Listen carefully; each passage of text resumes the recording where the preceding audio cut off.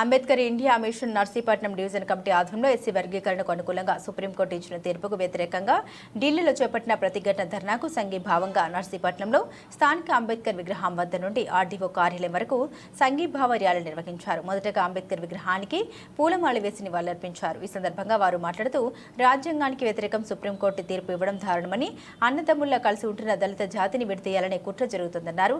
తక్షణమే సుప్రీంకోర్టు తీర్పు వెనక్కి తీసుకోవాలని, లేని పక్షంలో పెద్ద ఎత్తున నిరసన కార్యక్రమాలు చేపడతామని హెచ్చరించారు. అనంతరం నర్సీపట్నం ఆర్డీఓ హెచ్వి జయరాంకు వినతి పత్రం అందజేశారు. ఈ కార్యక్రమంలో అంబేద్కర్ ఇండియా మిషన్ రాష్ట్ర పొలిట్ బ్యూరో సభ్యులు సరమండ వీరబాబు, దళిత కులాల సంక్షేమ సేవా సంఘం జిల్లా అధ్యక్షులు చిట్ల చలపతిరావు, ఏం జిల్లా co convener Chebrolu Solomon Raju, division కార్యదర్శి కిడారి మల్లేశ్వరరావు, జిల్లా కమిటీ సభ్యులు Chevala Nageswara Rao, division digital convener N Chiranjeevi, division co convener B Appa Rao, Golconda మండల కన్వీనర్ జూపల వరహాల బాబు, కార్యదర్శి బి అప్పారావు, నరసింగారావు తదితరులు పాల్గొన్నారు.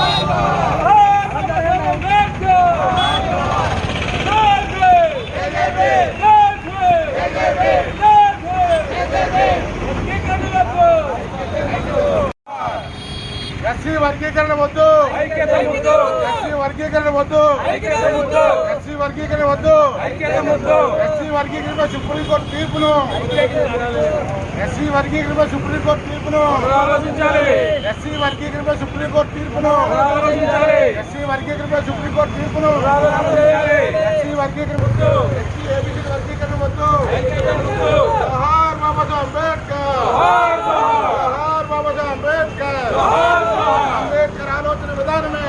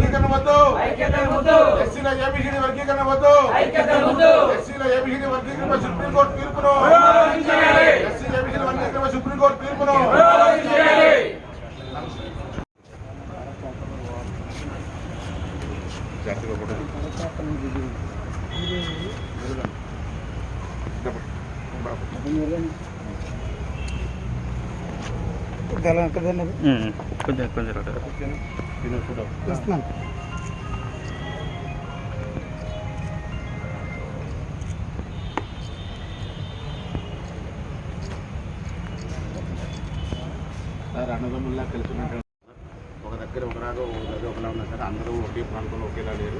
కాబట్టి వర్గీకరణ వల్ల నష్టం జరుగుతుంది. ఈ క్రిమినల్ వల్ల కూడా మనకు నష్టం జరుగుతుంది. దానివల్ల ఈ సుప్రీంకోర్టు తీర్పును ప్రణాళిక చేయాలనేసి మా వాళ్ళంతా కలిసి ఢిల్లీలో జంతర్ మంతర్లోని అక్కడ మంది ధర్నా చేస్తారు సార్. దానికి మద్దతుగా మేము ఇక్కడ నర్సీపట్నం డివిజన్లోని ఈ ర్యాలీలో ప్రభుత్వం ద్వారా తమ ద్వారా ప్రభుత్వాన్ని పంపించాలని ఆలోచనలో సార్ ఒకసారి సార్ ప్లీజ్.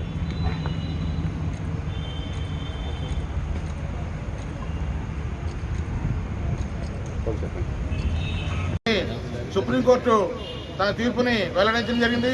ఈ సుప్రీంకోర్టు తీర్పు ఆర్టికల్ 341కి అభ్యంతరంగా ఉందనేసి మేము భావిస్తున్నాం. కాబట్టి ఈరోజు ఢిల్లీలో జంతర్ మంతర్లో జరుగుతున్నటువంటి ఎంపీలు అలాగే జాతీయ ఎస్టీ నాయకులు వర్గీకరణ వ్యతిరేకంగా వర్గీకరణ ఉండకూడదన్న ఆలోచనతో ఈరోజు నిరసన ప్రదర్శన చేస్తున్నారు. దానికి మద్దతుగా ఈ నర్సీపట్నంలోని దళిత సంఘాల ఐక్యవేదిక అందరూ ఏకస్తులై నర్సీపట్నం డివిజన్ ఆర్టీఓ గారికి ఈ యొక్క వినతి పత్రం ద్వారా సంఘీభావం తెలియజేయడానికి ఇక్కడికి దళిత ప్రజలందరూ రావడం జరిగింది. దీని ద్వారా దేశంలో ఉన్నటువంటి దళితులందరూ కూడా ఒకటే ఉండాలని, ఏబీసీల వర్గీకరణ ఉండకూడదనే ఆలోచనతో మేమందరం కూడా ఈ ధర్నా కార్యక్రమాలు నిరసన కార్యక్రమం చేపడుతున్నాం. దీనికి ప్రభుత్వాలు స్పందించి వెంటనే తన నిర్ణయాన్ని వెనక్కి తీసుకోవాలని సుప్రీంకోర్టుని మేము ఈ సందర్భంగా కోరుతున్నాం. దళితులు ఏదైతే ఉన్నారో వాళ్ళని విడదీసి వాళ్ళ మధ్య అనైక్యతను తీసుకొచ్చి తద్వారా దళితులు రాజ్యాధికారం దిశగా పయనించుకుంటా దళితులు విచ్ఛిన్నం చేస్తే కేవలం దళితులు ఓటు బ్యాంక్గా మలుచుకోవాలనేటువంటి ఇక పాలకులు మనువాదులు ముఖ్యంగా ఎన్డీఏ కూటమి చేస్తున్నటువంటి ఈ కుట్ల ప్రయత్నంలో భాగంగా సుప్రీంకోర్టు వారు రాష్ట్రాలు దళితులను ఏబీసీలుగా వర్గీకరించుకొచ్చినటువంటి ఒక సానుకూలమైన తీర్పులు ఇవ్వడం జరిగింది. వాస్తవంగా ఈ దేశ రాజ్యాంగంలోని ఏదైతే రిజర్వేషన్ ఉన్నటువంటి భద్రత ఉందో, షెడ్యూల్ కులాల యొక్క సమిష్టి నిర్మాణం ఏదైతే ఉందో దాన్ని విచ్ఛిన్నం చేయడానికి కానీ విడదీయడానికి కానీ ఎటువంటి అధికారాలు రాష్ట్రాలకు లేవని, రాజకీయ పార్టీలకు లేవని గతంలో సుప్రీంకోర్టు తీర్పు ఇవ్వడం జరిగింది.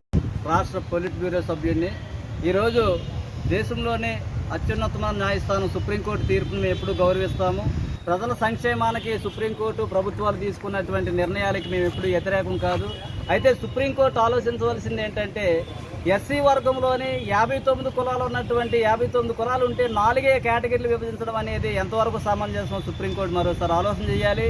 ఇక్కడ చూస్తే మాలల్లోని 25 ఉపకులాలు ఉన్నాయి, మాదిగలోని 18 ఉపకులాలు ఉన్నాయి, రెల్లిల్లోనేమోని 12 ఉపకులాలు ఉన్నాయి, అలాగే ఆది ఆంధ్రాలో 5 కులాలు ఉన్నాయి. ఇలా 59 కులాలు ఉన్నాయి.